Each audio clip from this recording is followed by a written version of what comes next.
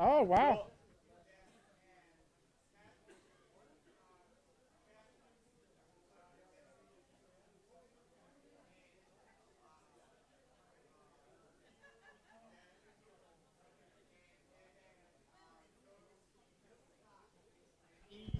And Tim.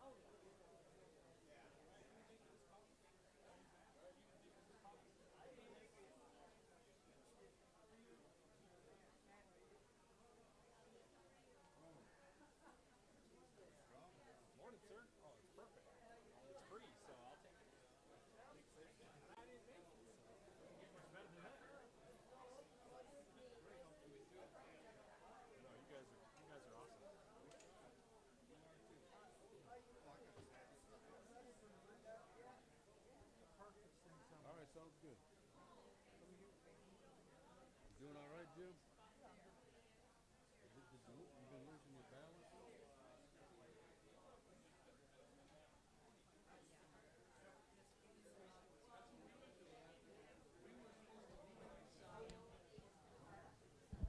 All right, I'm showing 9:32 now, so I'll go ahead and get started.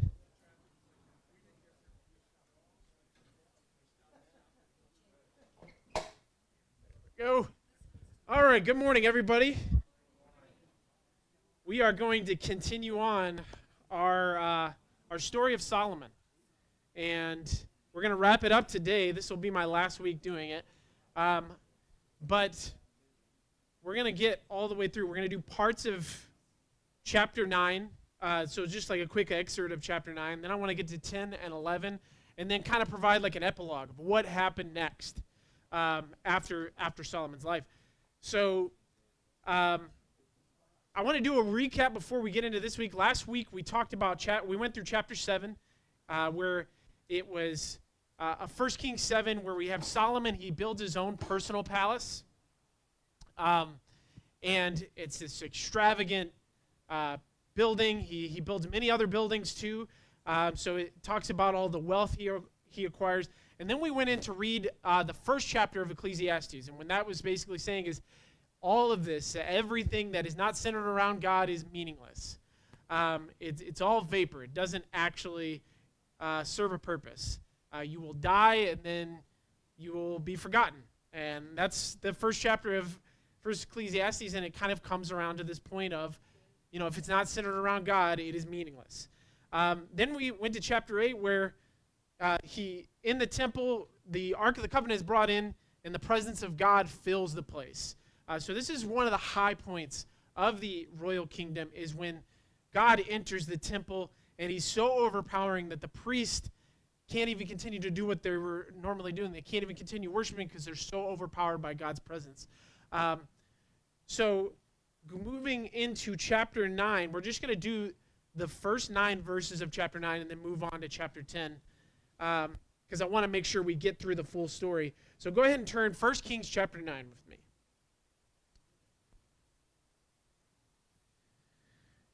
All right.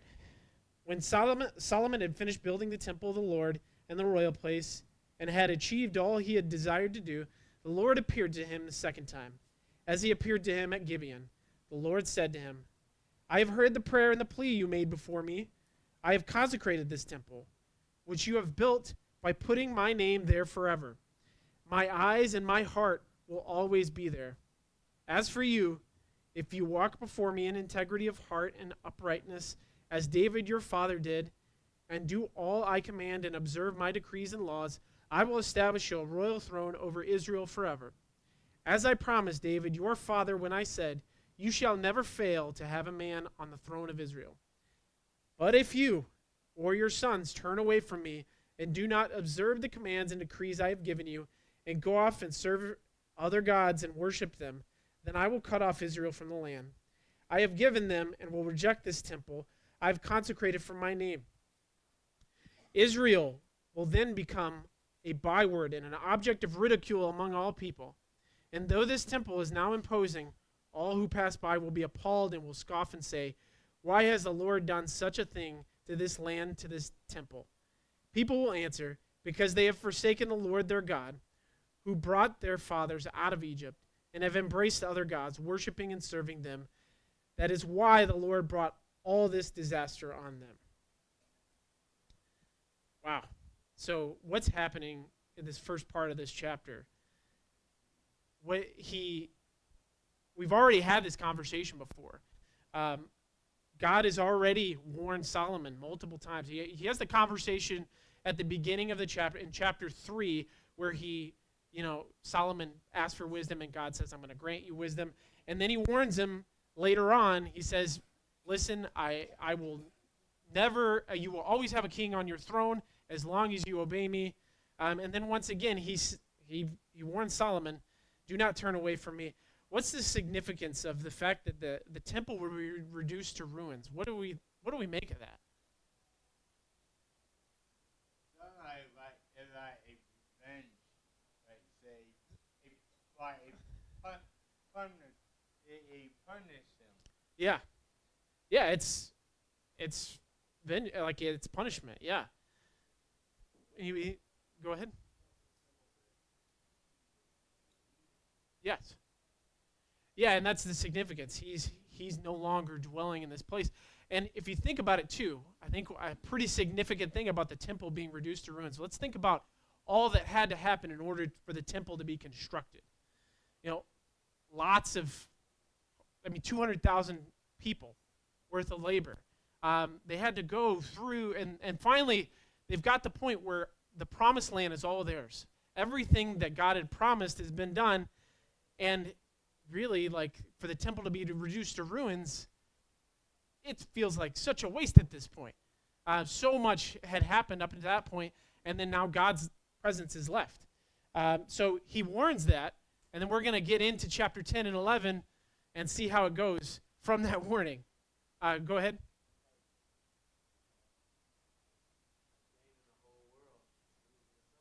Yeah.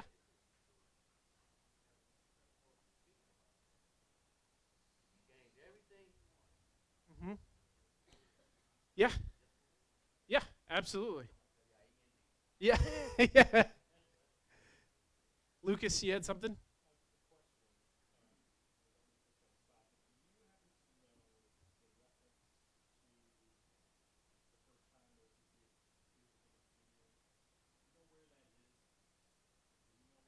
It's the high place is what I can. That's from what I understand, it's one of the high places, but I'd have to look into that a little bit more. It's referenced multiple times, yeah.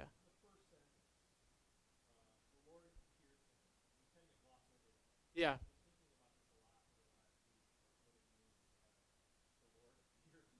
Yeah.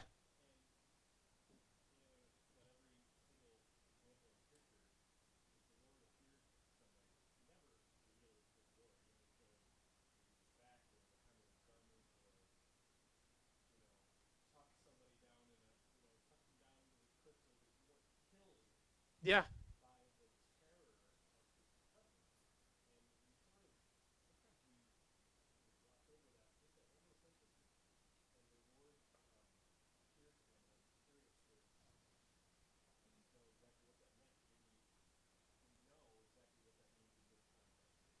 Yeah. In previous times, when he asks for wisdom, he appears in a dream to him. So, yeah, go ahead. Yeah. Yeah. Yes. Yes. Yep. So, but yeah, yeah. Go ahead.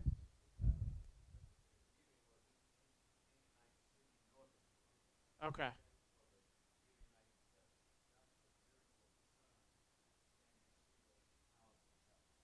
Okay. Go ahead. Yeah. Yeah. Yeah.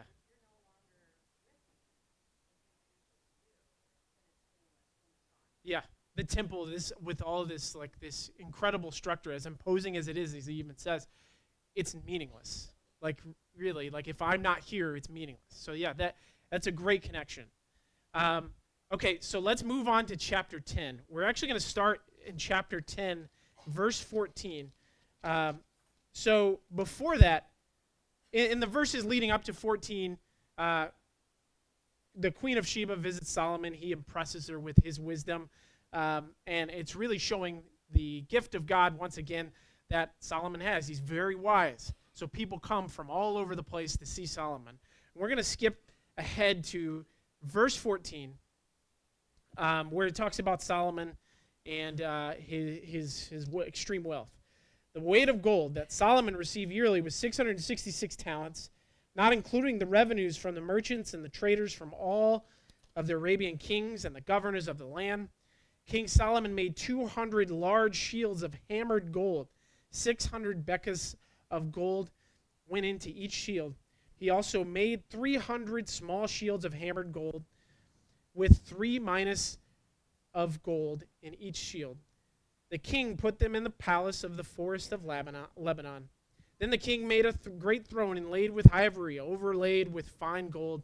The throne had 6 steps, and its back had a rounded top. On both sides of the seat were armrests, with the lion standing beside each of them. 12 lions stood on the 6 steps, one at the either end of each step. Nothing like it had ever been made for any other kingdom. All King Solomon's goblets were gold, and all the household articles in the palace of the forest of Lebanon were pure gold. Nothing was made of silver, because silver was considered of little value in Solomon's day. The king had a fleet of trading ships at sea, along with the ships of Hiram. Once every 3 years it returned, and carrying gold, silver, ivory, and apes and baboons. King Solomon was greater in riches and wisdom than all the other kings of the earth. The whole world sought audience with Solomon to hear wisdom God had put in his heart.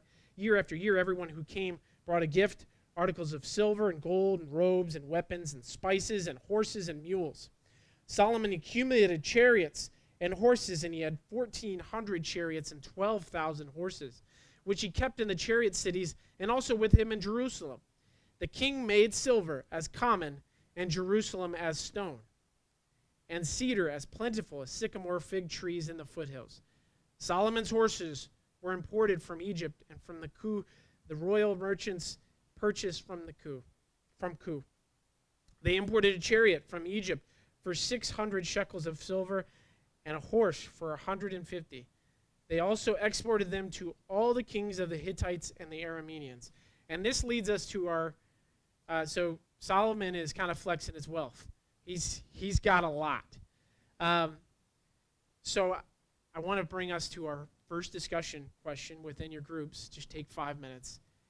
Is this an example of God's favor, or is this Solomon seeking after the wrong things? So kind of talk that out, what you think from the context of the text. Is this God's favor, or is this Solomon's greed? And provide some support. So go ahead and in 5 minutes.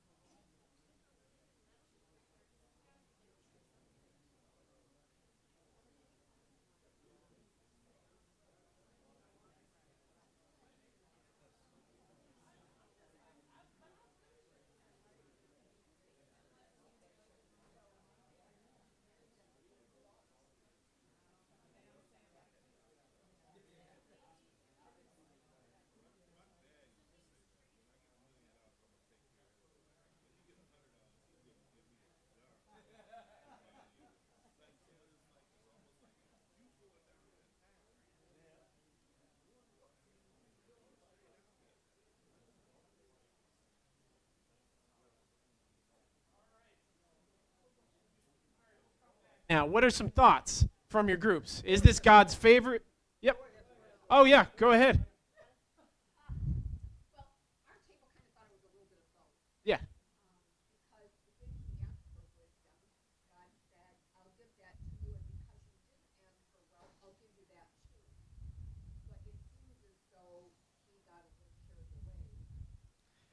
Yeah. Yeah. Yeah. Yeah, absolutely. Absolutely. Yeah, that's a great answer. Anybody else? What thoughts did you have? Go ahead, Rigel.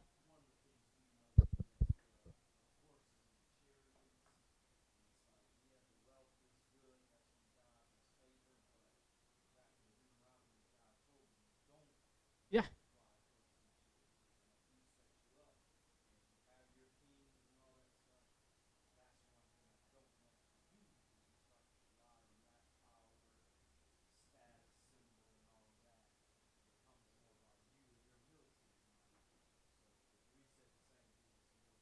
A little bit of both, yeah.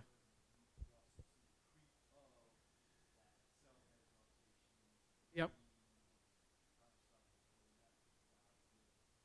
Yeah, we brought up Deuteronomy, the very first class. And one of the things that's remarkable about it is it says if you're going to be a king, don't multiply chariots, don't multiply horses. It also says something else, don't multiply wives.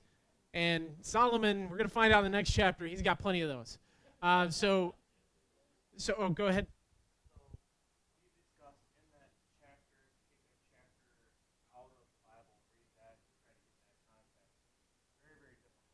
Mhm.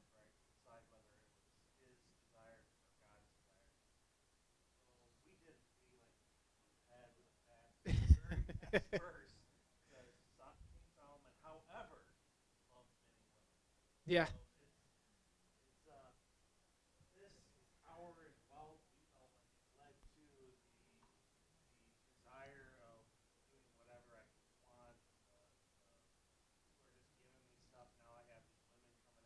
Yeah.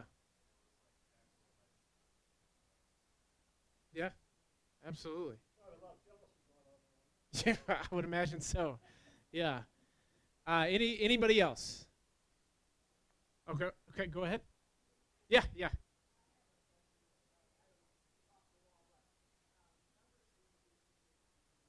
Yeah.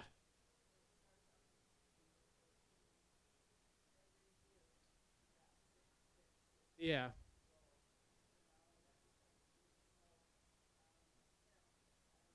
Yeah. I don't know if that has the actual significance. I don't know. I'm not a Revelation expert too, so yeah, yeah. But that's a good point out. Yeah. Absolutely. And then thought I saw one more hand. Oh yeah. Go ahead.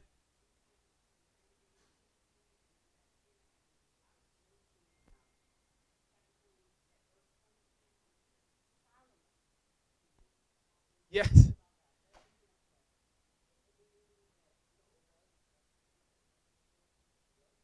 Yeah. Yeah. Yeah. Yeah. There's this point where God's given him something. He's like, well, I like this, so I'm gonna keep acquiring more too. That's a very good point out too. So now we're gonna go ahead and move on to. We're gonna get into chapter 11.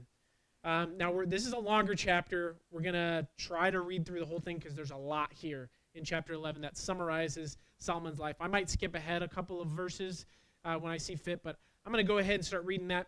So King Solomon, however, loved many foreign women besides Pharaoh's daughter, Moabites, Ammonites, Edomites, Sidonians, and Hittites. They were from nations about which the Lord had told the Israelites, you must not intermarry with them, because they will surely turn your hearts after their gods. Nevertheless, Solomon held fast to them in love. He had 700 wives of royal birth and 300 concubines, and his wives led him astray. As Solomon grew old, his wives turned his heart after other gods, and his heart was not fully devoted to the Lord his God, as the heart of David his father had been. He followed Ashtoreth, the goddess of the Sidonians, and Molech, the detestable god of the Ammonites. Do we know anything about Molech? He's a terrible god, and so these people who worshipped him believed in child human sacrifices. And so these are not just these are not just the fact that he's worshiping another god. He's also worshiping another god that is doing horrific things that God makes God very upset. So Solomon did evil in the eyes of the Lord. He did not follow the Lord completely as David, his father, had done. On a hill east of Jerusalem, Solomon built a high place for Chemosh, the detestable god of Moab, and for Moloch, the detestable god of the Ammonites. He did the same for all his foreign wives who burned incense and offered sacrifices to their God. So I think my question's pretty much answered, but I want us to take just a couple minutes to discuss this. So we have David. David does some similar, not quite this far, but he does some similar evil things. He's, murder and adultery. David does those things as well. What is the difference between David and Solomon? And you guys, I just want to take like 3 minutes. What's the difference between David and Solomon? Discuss that in your groups.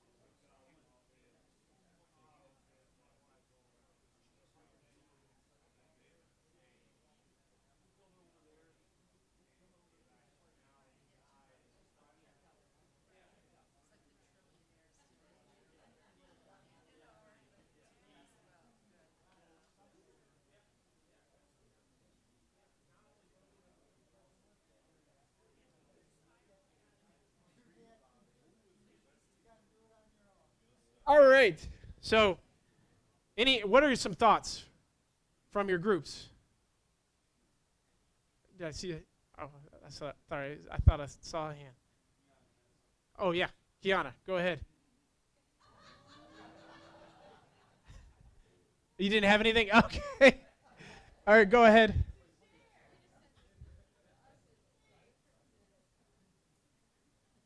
Yeah. Yeah. David, every time he messed up, he repented. And doesn't seem like Solomon's doing the same thing. Okay. Yeah. Yeah.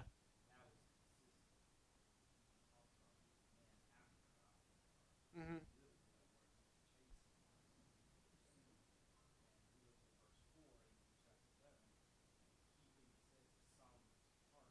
Yeah.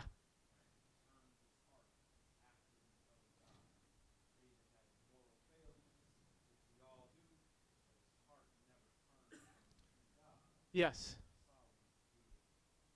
Very true. Yeah, absolutely.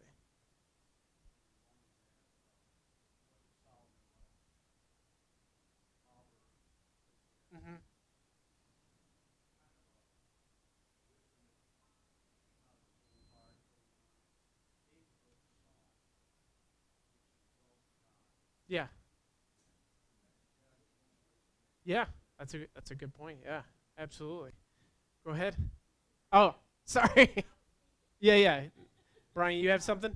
Yeah, I say this was a mess up chapter. Yeah. I say he messed up big time. Yeah.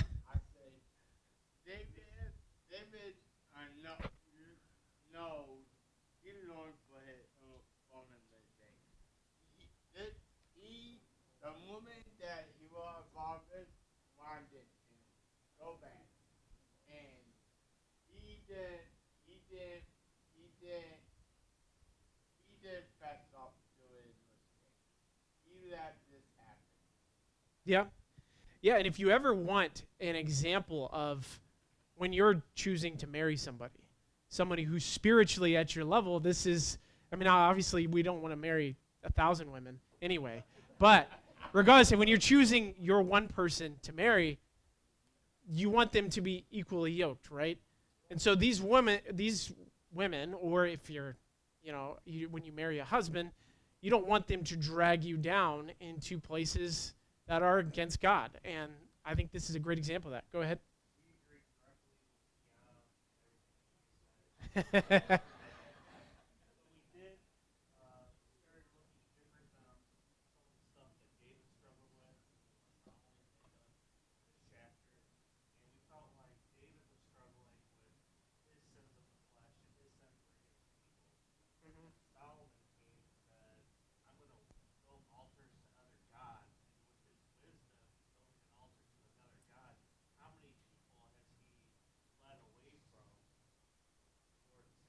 Yeah.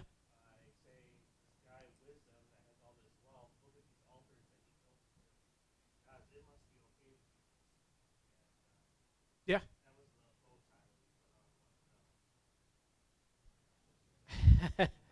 Go ahead, Mike.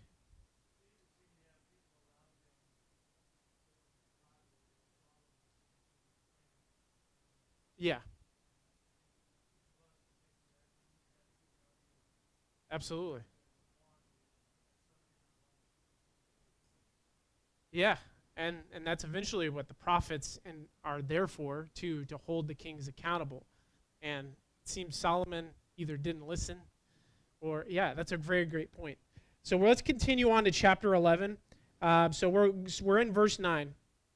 The Lord became angry with Solomon because his heart had turned away from the Lord, the God of Israel, who had appeared to him twice. Although he had forbidden Solomon to follow other gods, Solomon did not keep the Lord's commands.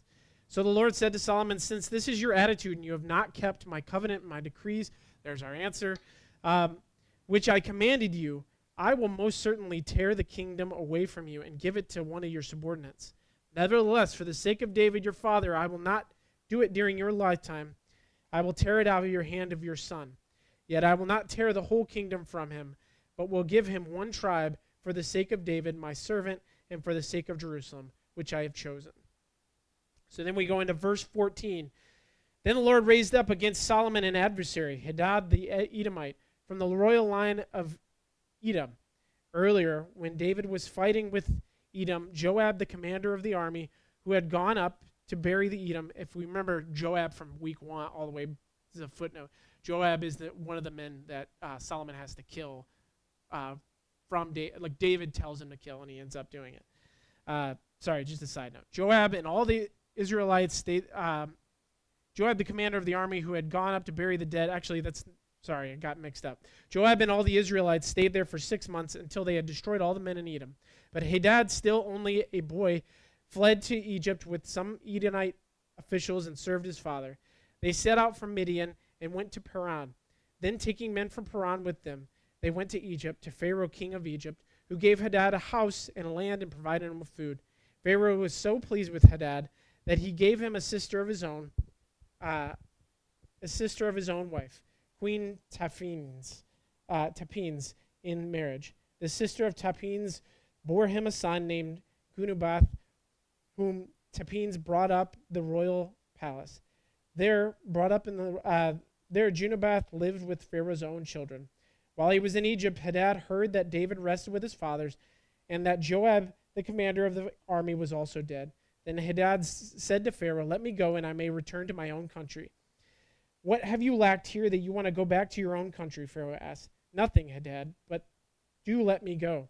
And God raised up against Solomon another adversary, Rezon, son of Eliada, who had fled from his master, Hadaezer, king of Zobah.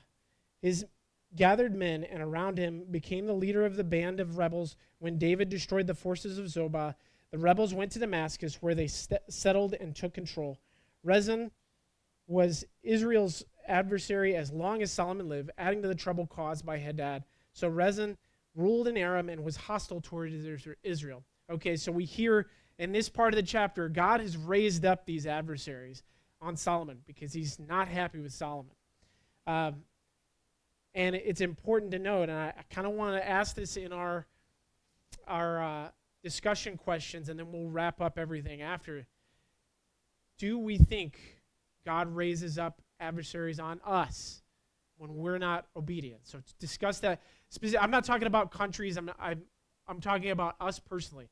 Does he raise up adversaries against us if we're strictly disobedient towards them? So talk about that in your group.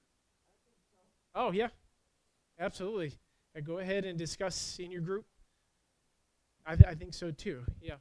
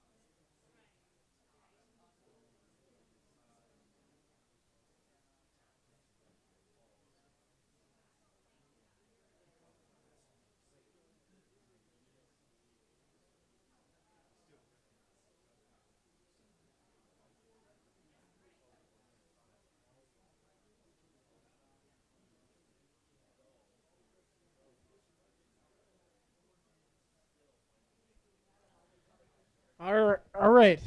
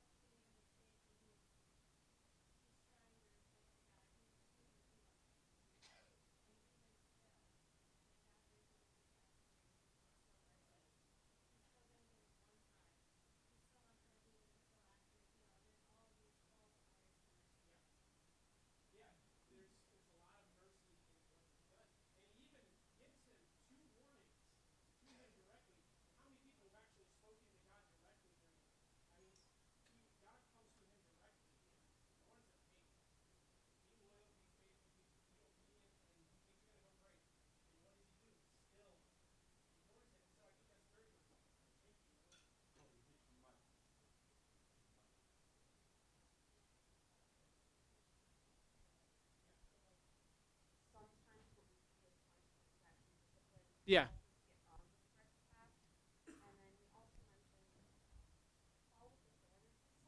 Yeah.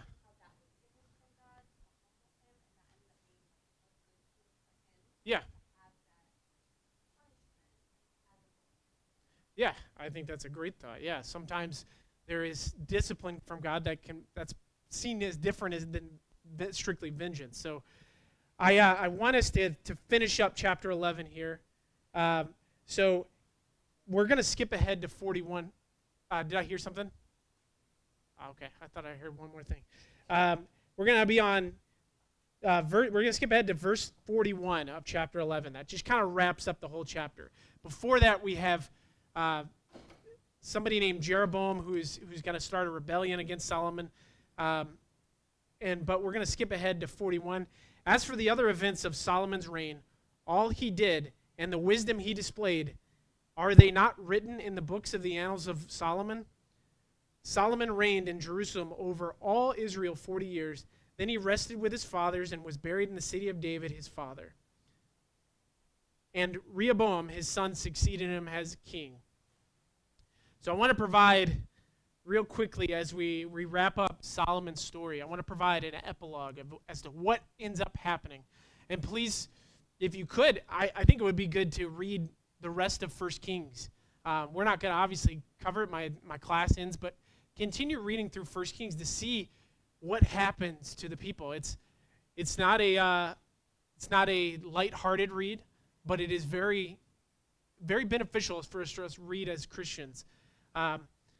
So what happens? Solomon dies. His son Rehoboam is the new king. Rehoboam is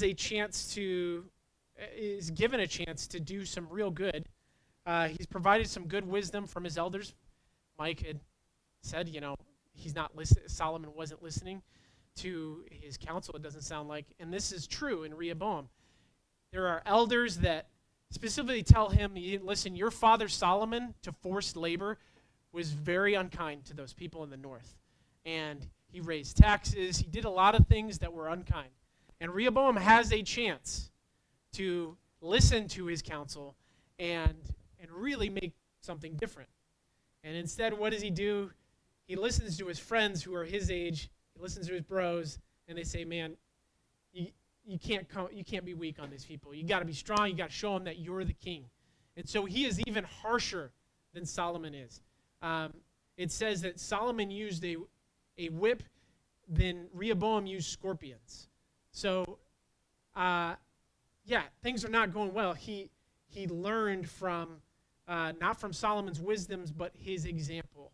And so, at the end of chapter 2 in 1 Kings, we have David. He's on his deathbed, and he's talking to Solomon. He's telling him, be a man, be righteous, be kind, be the kind of king for God. And Solomon seems to not listen to the words of David. He does at first. Things start off so well. He asks for wisdom, and God gives him all these gifts. But yet, what does he do with them? And what ends up happening is this ends up becoming a divided kingdom.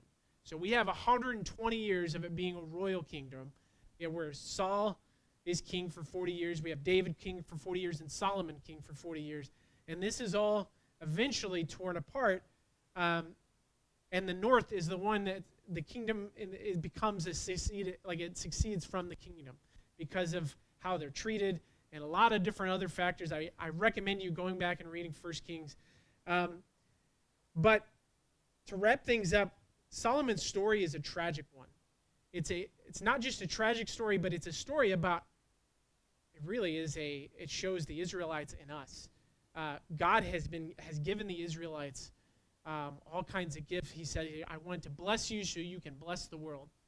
And he gives them many warnings. He shows them mercy multiple times. Yet they continue to sin against him. And one thing that I think we can take here as well, Ecclesiastes, we read that book for a specific reason. It says everything is vapor, everything is meaningless. And truly, everything we do here on a Sunday is meaningless if it is not centered around God. And so we too, We